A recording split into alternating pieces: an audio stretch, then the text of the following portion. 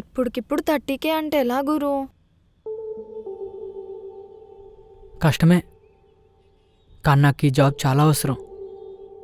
ఏదో ఒకటి చేయాలి. ఏం కాదులే గురు, సాఫ్ట్వేర్లో జాబ్లు ఏమన్నా కరువా? ఇది కాకపోతే ఇంకోటి, నువ్వు లైట్ తీసుకో గురు. ఏమన్నా లైట్ తీసుకోమంటావు సురేయ? ఇది కాకపోతే ఇంకోటి.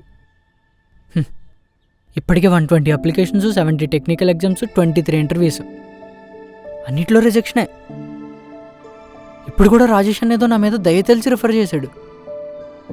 ఇంటర్వ్యూ కూడా క్లియర్ చేశాను. ఇప్పుడేమో ఇది.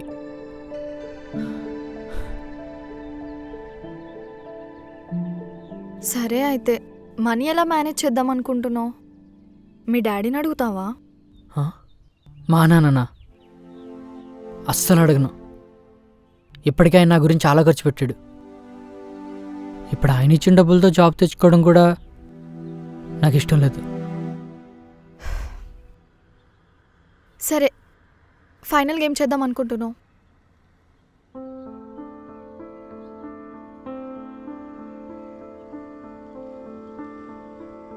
నా బైక్ అమ్మేస్తే 30,000 వస్తాయి. అవి తీసుకెళ్ళి వాళ్ళకి ఇస్తే నాకు జాబ్ కన్ఫర్మ్ అయిపోద్ది. పిచ్చా గురు, బండమ్మేస్తావా? ఇప్పుడున్న సిచ్యువేషన్లో నాకు నా బైక్ తప్ప వేరే ఆప్షన్ ఏం కనిపించట్లేదు.